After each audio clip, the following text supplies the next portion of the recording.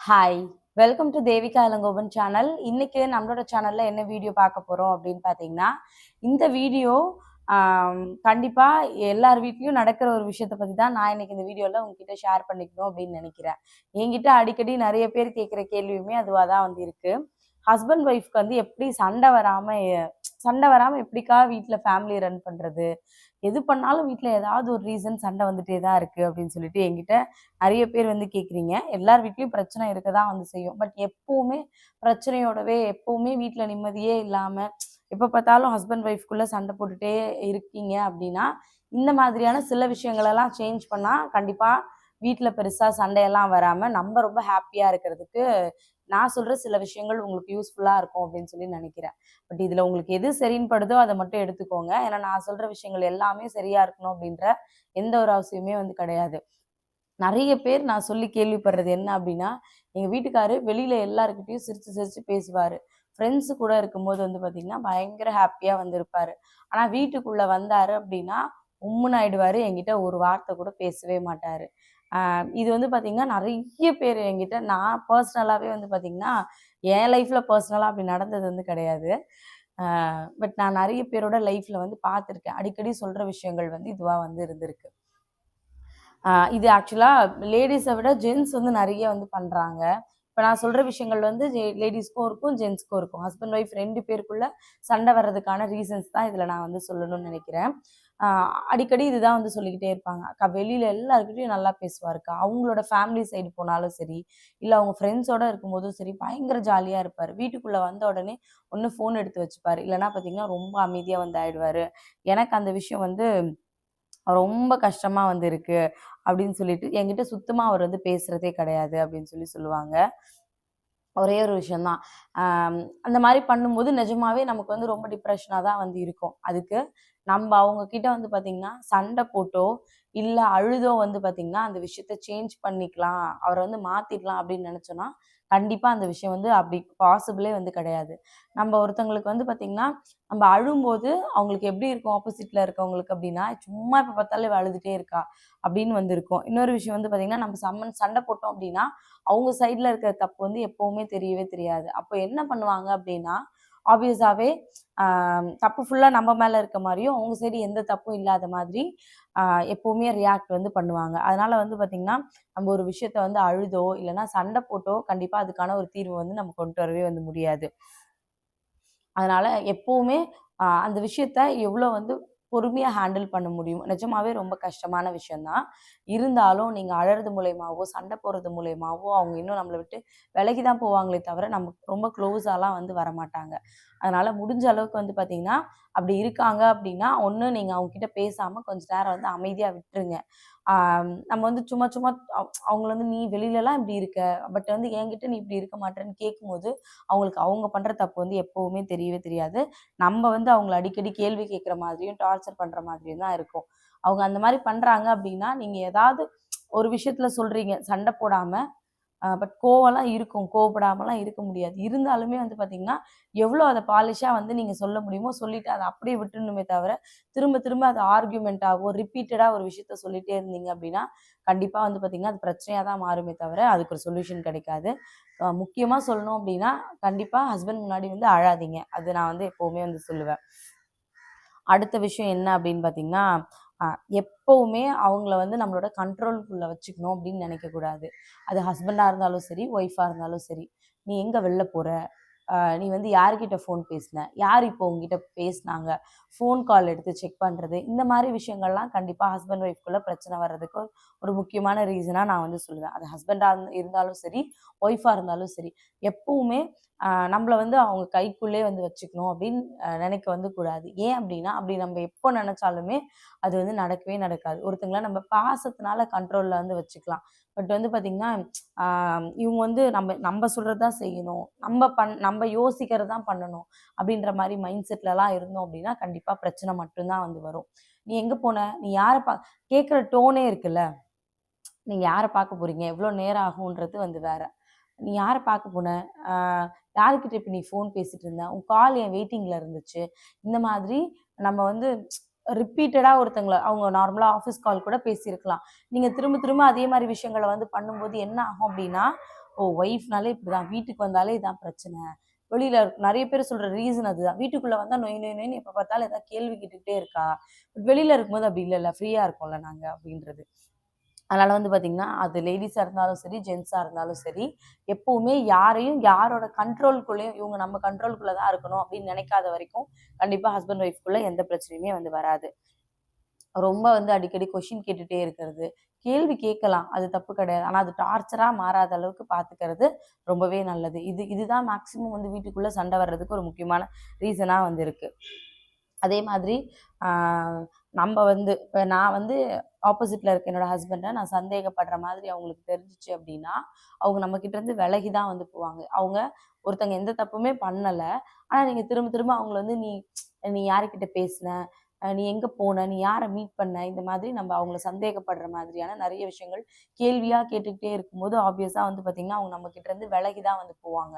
அது லேடீஸா இருந்தாலும் சரி, ஜென்ஸா இருந்தாலும் சரி. ஒரு ஸ்டேஜுக்கு மேல என்ன ஆயிடும் அப்படின்னா, அடைச்சப்போ எவ்வளோதான் நம்ம உண்மையா இருந்தாலும், எப்ப பார்த்தாலும் இதே மாதிரி இருக்கும்போது, அஃபெக்ஷன் எப்படி நம்ம மேல வந்து வரும்? கண்டிப்பா வர்றதுக்கான வாய்ப்பு வந்து கிடையவே கிடையாது.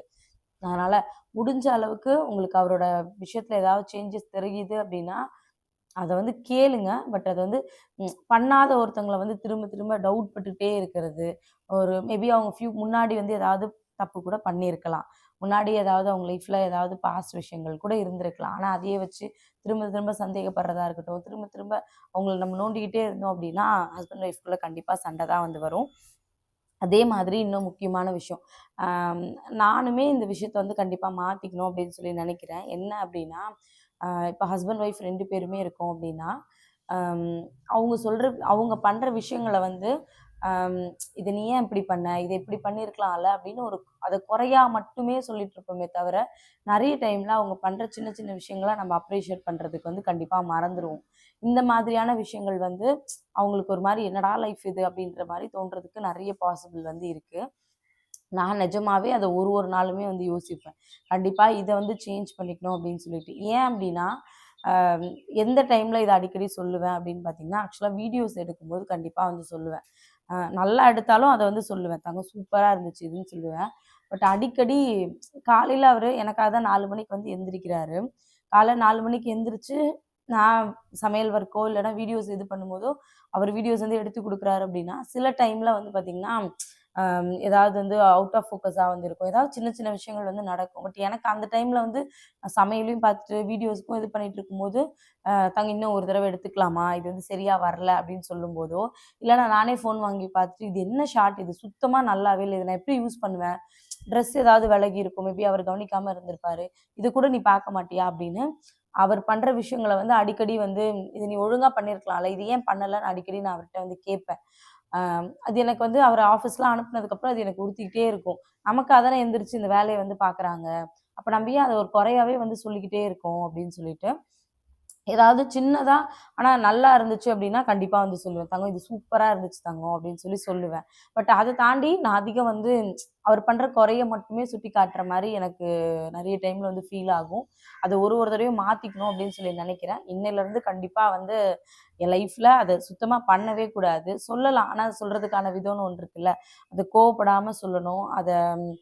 அவங்க அவங்க பண்ற விஷயங்கள அப்ரிஷியேட் பண்ணிட்டு அத சொல்லும்போது, மேபி அத அவங்க சேஞ்ச் பண்ணிக்கிறதுக்கு நெறைய பாசிபிலிட்டீஸ் வந்து இருக்கு. இது என்னோட ஓன் எக்ஸ்பீரியன்ஸ நான் உங்ககிட்ட வந்து ஷேர் பண்றேன். அதே தான் நான் உங்களுக்கும் வந்து சொல்றேன். ஆ இவர் வந்து ஓகே புரிஞ்சுப்பாரு. காலையில ப்ரெஷர்ல இருக்கா? ஏன்னா நான் வந்து இந்த டைமுக்குள்ள எல்லாத்தையும் முடிக்கணும் அப்படின்னு இருக்கு. அதுக்கப்புறம் நான் பசங்கள பார்க்கணும். அவர ஆஃபீஸ் அனுப்பணும். யூடியூப் வேலை இருக்கு. புட்டிக் இருக்கு. அதனால வந்து அமைதியா தான் இருப்பாரு. அதனால எங்களுக்குள்ள எந்த பிரச்சனையும் வர்றது கிடையாது. கொஞ்ச நேரம் கழிச்சு நானே வந்து தங்கம் இது இப்படி இருந்துச்சு. அதனால தான் நான் இப்படி சொன்னேன் அப்படின்னு நான் சாரி வந்து கேட்டுருக்கேன் நெறைய நாளு. இருந்தாலுமே இப்ப நான் ஒரு விஷயம் சொல்லும்போது, "நீ என்ன இது பண்ற? நான் ஏன் உனக்கு வீடியோ எடுத்து குடுக்கணும்? நீ எந்திரிக்கிறேன்னு தானே நான் உனக்கு வந்து எடுத்து குடுக்குறேன். என்னால முடியாது" அப்படின்னு சொல்லிட்டு போனாரு அப்படின்னா, கண்டிப்பா ப்ராப்ளம் தான் வரும். அவர் ஒரு வார்த்தை பேச, நான் ஒரு வார்த்தை பேச, இந்த மாரி அது ஆர்கியூமெண்ட்ஸா தான் மாறும். அந்த டைம்ல அவர் கொஞ்சம் அமைதியா போறதுனால தான் மேபி சண்டை வந்து வராம இருக்கு. அதனால நான் நிஜமாவே ஃபீல் பண்ணது காலையில. இந்த வீடியோ போடணும் அப்படின்னு நினைக்கும்போது நான் யோசிச்சது ஃபர்ஸ்ட்டு விஷயம், நம்ம அவங்களுக்கு சொல்றதுக்கு முன்னாடி நம்ம இந்த விஷயத்த வந்து சேஞ்ச் வந்து பண்ணிக்கணும் அப்படின்றது மட்டும் தான் என்னோட மைண்டுக்குள்ள ஓடிட்டே இருந்துச்சு. ஆ மேபி அவரு ஆஃபீஸ்ல போயிட்டு என் வீடியோ கூட பார்க்கலாம். அதனால சாரி தங்கம். இனிமே நான் நிஜமாவே அந்த தப்ப வந்து பண்ண மாட்டேன். அது உனக்கே தெரியும். நீ பண்ற விஷயத்த நல்லா இருக்குன்னு நெறைய டைம் சொல்லியிருக்கேன். பட் இருந்தாலும் உன்ன குறை சொல்றதே சுத்தமா விட்டுறணும் அப்படின்னு சொல்லிட்டு நான் நெனைக்கிறேன். அதனால நீங்க எப்ப பார்த்தாலும் உங்க ஹஸ்பண்ட ஏதாவது குறை சொல்லிக்கிட்டே இருக்கீங்க, இல்ல உங்க ஒய்ஃப குறை சொல்லிட்டே இருக்கீங்க அப்படின்னா, அத மாத்திக்கிட்டு அவங்க பண்ற சின்ன சின்ன விஷயங்கள வந்து அப்ரிஷியேட் வந்து பண்ணுங்க. ஏன் அப்படின்னா, இவர் ஆக்சுவலா அத பண்ணிக்கிட்டே இருப்பாரு. எப்பவுமே பண்ணிட்டே இருப்பாரு. ஏன்னா, எந்த ஒரு சின்ன விஷயம் பண்ணாலுமே வந்து, "தங்கம் சூப்பரா இருக்குடா! இது ரொம்ப நல்லா இருக்கு தங்கம்" அப்படின்னு சொல்லி நான் அடிக்கடி சொல்றதுனால தான், ஓ! நம்ம நல்லா தான் பண்றோம் போல இருக்கு. நம்ம இன்னும் நல்லா பண்ணலாம் அப்படின்னு நமக்குள்ள ஒரு எனர்ஜி கிடைக்கும்ல. நான் ஓடிட்டே இருக்கிறதுக்கு அது ஒரு முக்கியமான ரீசனா நான் வந்து நினைக்கிறேன். அதனால நீங்க வந்து எப்ப பார்த்தாலும் உங்க ஹஸ்பண்ட குறை சொல்லிக்கிட்டே இருக்கீங்க அப்படின்னா, ஆ கண்டிப்பா அது வந்து சேஞ்ச் பண்ணிக்கோங்க. உங்க ஒய்ஃப நீங்க ஏதாவது சின்ன சின்ன குறைகள் சொல்லிட்டே இருக்கீங்க அப்படின்னாலும், கண்டிப்பா அத வந்து சேஞ்ச் வந்து பண்ணிக்கோங்க. அதே மாதிரி ஆம், நம்ம ஒரு விஷயம் எப்பவுமே வந்து யோசிப்போம்ல. அது லேடீஸா இருந்தாலும் சரி, ஜென்ஸா இருந்தாலும் சரி. இப்போ ஆஃபீஸ் போயிட்டு ஒரு ஹஸ்பண்டே வீட்டுக்கு வராங்க அப்படின்னும்போது, வீடு வந்து எப்பவுமே ரொம்ப அமைதியா இருக்கணும். ரொம்ப ஹேப்பியா இருக்கணும். ஏன்னா, ஆஃபீஸ்ல நெறைய ப்ரெஷர் இருக்கும். வெளியில நெறைய ப்ரெஷர ஹேண்டில் பண்ணிட்டு வீட்டுக்கு வந்து வருவோம். வர வீடு ரொம்ப அமைதியா இருக்கணும் அப்படின்னு சொல்லிட்டு எல்லாருமே வந்து நெனைப்போம்.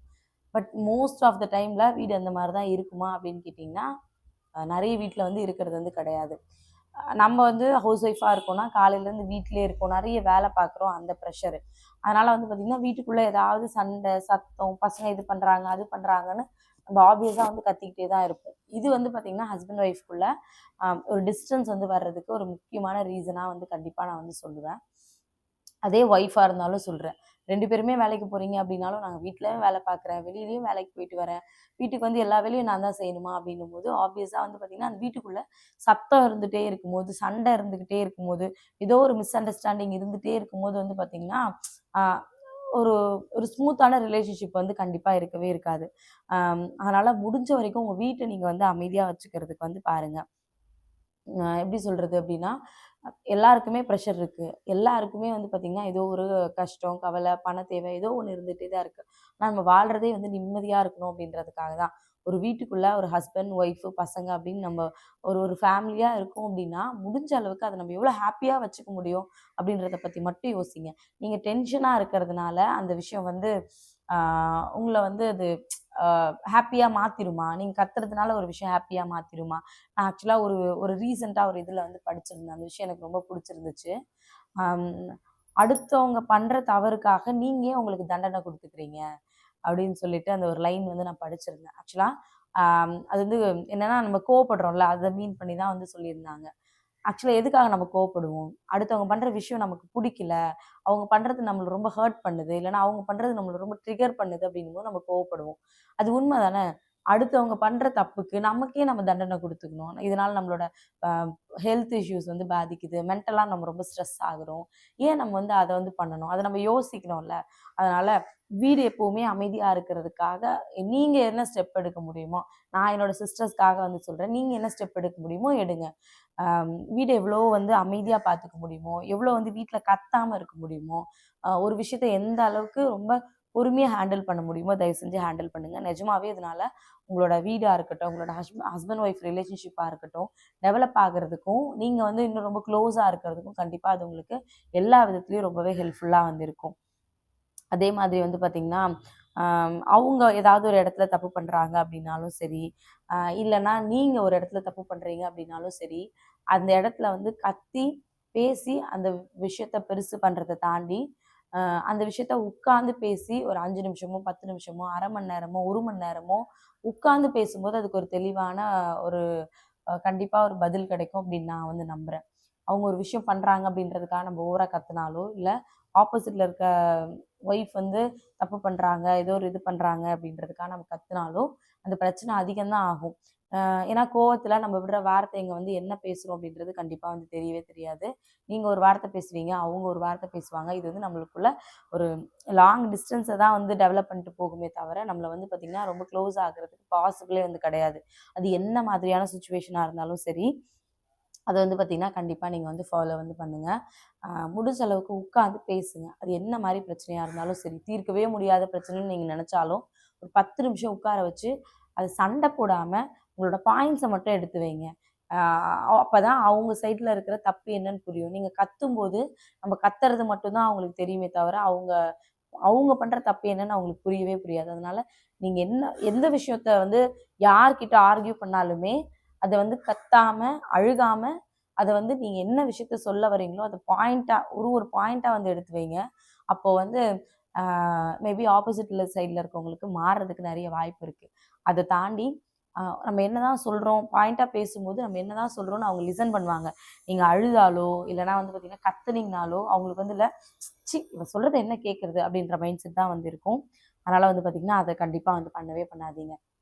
அதே மாதிரி எப்போவுமே ஹஸ்பண்ட் ஒய்ஃப்குள்ள ரூல்ஸ் போட்டு வாழவே முடியாது. அப்படி அது அந்த தப்பை மட்டும் தயவு செஞ்சு பண்ணவே பண்ணாதீங்க. ரூல்ஸ் அப்படின்னா என்ன சொல்றது, நீ வந்து ஹஸ்பண்டோ ஒய்ஃபோ 2 பேருக்கும் தான் சொல்கிறேன். நீ வந்து உங்கள் அம்மா வீட்டுக்கு போகக்கூடாது. ஒய்ஃப் சொல்கிறதா கூட இருக்கலாம், இல்லை ஹஸ்பண்ட் சொல்கிறதா கூட இருக்கலாம். ஃப்ரெண்ட்ஸை பார்க்க போனேன் அப்படின்னா இத்தனை மணிக்குள்ளே நீ கண்டிப்பாக வீட்டுக்கு வந்து தான் வந்து ஆகணும். வருவாங்க. நிறைய ஹஸ்பண்ட் பார்த்தீங்கன்னா சொன்ன டைம் ஐயோ இவ சொல்லிட்டா அப்படின்றதுக்காக வருவாங்க. ஆனால் வந்து பார்த்தீங்கன்னா உங்களுக்கு பயந்தோ இல்லைன்னா வீட்டில் சண்டை வேணாம், தேவையில்லாத பிரச்சனை வேணாம் அப்படின்றதுக்காக தான் வருவாங்களே தவிர, ஐயோ நம்ம ஒய்ஃப் சொல்லிட்டா நம்ம ஃபேமிலியோட டைம் ஸ்பெண்ட் பண்ணுவோம் அப்படின்றதுக்காக கண்டிப்பாக வந்து உங்கள் வீட்டுக்கு வந்து வரமாட்டாங்க. அதனால் அந்த மிஸ்டேக்கை வந்து கண்டிப்பாக பண்ணவே பண்ணாதீங்க. அதே மாதிரி ஹஸ்பண்டாக கூட ஹஸ்பண்டுக்குமே வந்து சொல்கிற விஷயம் என்ன அப்படின்னா, நீ வந்து வேலைக்கு போகக்கூடாது, நீ வந்து உங்கள் அக்கா தங்கச்சிக்கிட்ட பேசக்கூடாது, நீ வந்து பார்த்தீன்னா இந்த மாதிரி பர்ச்சேஸ் வந்து பண்ண இந்த மாதிரி ரூல்ஸாக போட்டெல்லாம் ஹஸ்பண்ட் ஒய்ஃப்குள்ளே வாழ முடியுமான்னு கேட்டிங்கன்னா கண்டிப்பாக கிடையாது. நீங்கள் அன்பாக சொல்லி ஒரு விஷயத்த கேட்குறதுக்கும் நீ ரூல்ஸ் போட்டு ஒரு விஷயத்த நான் வந்து கேட்குறதுக்கும் நிறைய டிஃப்ரென்ஸ் வந்து இருக்குது. ரூல்ஸ் போடும்போது ஆப்வியஸாக என்ன தோணும், நான் என்ன உனக்கு அடிமையா அப்படின்னு ஒரு சில பேருக்கு வந்து தோணும். இன்னும் சில பேருக்கு நம்ம லைஃப் இவ்வளோ தான் அப்படின்னு வந்து தோணும். அதனால் வந்து பார்த்திங்கன்னா அது ஆணாக இருந்தாலும் சரி பெண்ணாக இருந்தாலும் சரி ரூல்ஸ் போட்டு இப்படி தான் வாழணும், நீ இப்போ ஃப்ரெண்டை பார்க்க போனால் இத்தனை மணிக்குள்ளே நீ வீட்டுக்கு வந்தாகணும் அப்படியெல்லாம் ரூல்ஸ் போட்டு அதெல்லாம் வாழணும் அப்படின்னா கண்டிப்பாக அது ஒரு ஹாப்பியான லைஃபாக கண்டிப்பாக எப்போவுமே வந்து இருக்காது.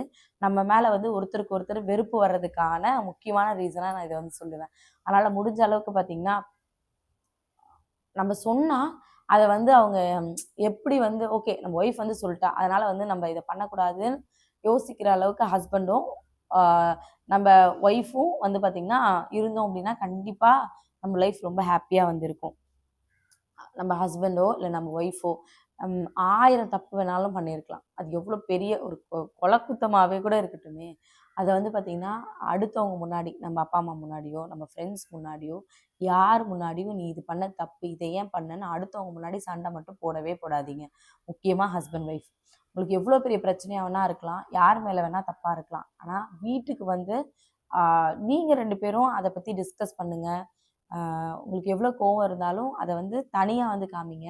அதை விட்டுட்டு உங்களோட ஃபேமிலி முன்னாடியோ உங்களோட அம்மா அப்பா முன்னாடியோ இல்லைன்னா அவரோட அம்மா அப்பா முன்னாடியோ அவரோட ஃப்ரெண்ட்ஸ் முன்னாடியோ இல்லைன்னா பப்ளிக் பிளேஸ்லையோ இந்த மாதிரி இடத்துலலாம் வந்து கோவப்பட்டு மரியாதை இல்லாமல் பேசுகிறதோ அது வந்து ஹஸ்பண்டும் பண்ணக்கூடாது ஒய்ஃபும் பண்ணக்கூடாது. எவ்வளோ தப்பு பண்ணாலும் என்ன பிரச்சனையாக இருந்தாலும் அது நம்ம 2 பேருக்குள்ளே தான் மட்டும் இருக்கணும் அப்படின்னு எப்போ யோசிக்க ஆரம்பிக்கிறோமோ அப்போ வந்து பார்த்திங்கன்னா நமக்குள்ளே இருக்கிற அந்த பாண்டிங் வந்து டெவலப் ஆகும். நம்மளை விட்டு விலகிறதுக்கான வாய்ப்பு வந்து பார்த்திங்கன்னா ரொம்பவே கம்மியாக தான் வந்து இருக்கும். இதெல்லாம் சொல்கிறதுக்கு மேபி ஈஸியாக தான் வந்து இருக்கும். ஆனால் வந்து பார்த்திங்கன்னா இது எல்லாமே இந்த பிரச்சனை எல்லாமே வந்து பார்த்திங்கன்னா அப்படியே சடனாக வந்து ஒரே நாளில் வந்து ஆரம்பித்து இதெல்லாம் ஒரே நாளில் வந்து டக்குன்னு பிரச்சனையாக மாறி இருக்குமான்னு கேட்டிங்கன்னா கண்டிப்பாக கிடையவே கிடையாது. நம்ம வந்து ஒரு விஷயத்த வந்து எக்ஸ்பெக்ட் வந்து பண்ணுவோம். அந்த விஷயம் நம்மளோட பார்ட்னர்கிட்ட இருந்து கிடைக்கல அப்படின்னும் போது அது வந்து பார்த்திங்கன்னா நமக்கு கோவமாக வந்து மாறும். சில டைமில் வெறுப்பாக வந்து மாறும். அப்படியே நம்ம கொஞ்சம் கொஞ்சமாக அவங்ககிட்ட இருந்து விலகி போயிட்டே வந்து இருப்போம். அதனால் வந்து பார்த்திங்கன்னா முடிஞ்ச அளவுக்கு நான் சொல்கிறது என்ன பெரிய பிரச்சனையாக இருந்தாலும் 2 பேரும் உட்காந்து பேசுங்க, பொறுமையாக பேசுங்க. யார் முன்னாடியும் உங்களை நீங்கள் ஒருத்தருக்கு ஒருத்தர் வந்து விட்டு கொடுத்துக்காதீங்க. பணம் இல்லை அப்படின்னாலும் காசு இல்லை என்ன பிரச்சனை அப்படின்னாலும் 2 பேரும் உட்காந்து என்ன பண்ணலான்னு யோசிங்க. அதை விட்டுட்டு நீ வந்து சம்பாதிக்கல நீ வந்து பார்த்தீன்னா என்ன சொல்கிறது உங்களால் எதுவும் பண்ண முடியல அப்படின்னு அடுத்தவங்களோட கம்பேர் பண்ணுறதா இருக்கட்டும், இல்லைனா வந்து பார்த்திங்கன்னா இதை வந்து பெருசாக ஆர்கியூமெண்ட்டாக பேசுகிறத தாண்டி உட்காந்து பொறுமையாக பேசும்போது நிஜமாவே நிறைய உங்களுக்குள்ள மாற்றம் வந்து வர்றதுக்கான நிறைய வாய்ப்பு வந்து இருக்குது. ஹஸ்பண்ட் ஒய்ஃப் 2 பேருக்குமே தான் வந்து இதை சொல்கிறேன். கண்டிப்பாக இந்த மாதிரி விஷயங்கள்லாம் பண்ணும்போது மேக்ஸிமம் வீட்டில் சண்டை வர்றதுக்கான வாய்ப்பு வந்து ரொம்ப ரொம்ப கம்மியாக வந்து இருக்கும் அப்படின்னு நான் நம்புகிறேன். இந்த வீடியோ உங்களுக்கு பிடிச்சிருந்துச்சா இல்லையா அப்படின்றத மறக்காமல் கமெண்ட்டில் வந்து சொல்லுங்கள். வீடியோ பிடிச்சிருந்துச்சு அப்படின்னா அதை நீங்கள் சொன்னீங்க அப்படின்னா எனக்கு ரொம்ப ஹாப்பியாக வந்து இருக்கும். Thank you so much. நீங்க குடுக்குற லவ் அண்ட் சப்போர்ட்டுக்கு ரொம்ப ரொம்ப தேங்க்ஸ். மறுபடியும் நாளைக்கு இன்னொரு வீடியோல பார்க்கலாம்.